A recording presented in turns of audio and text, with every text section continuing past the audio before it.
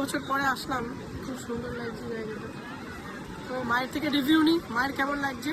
চলো আন্টি, কেমন লাগছে আপনার বলুন। খুব ভালো লেগেছে, ভালো নয় খুব ভালো, তার কারণ সকাল সকাল সমুদ্রের ধারে আমরা কর্মরত মানুষ, তাই আসতে পেরেছি।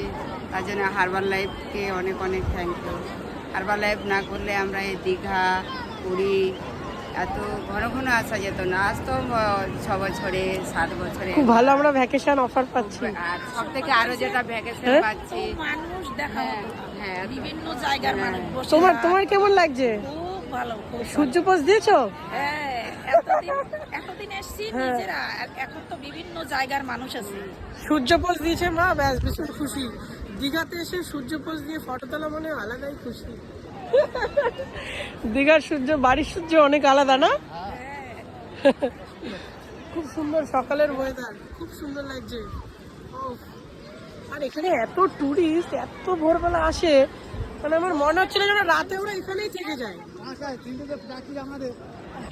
প্রচুর প্রচুর টুরিস্ট। হ্যাঁ হ্যাঁ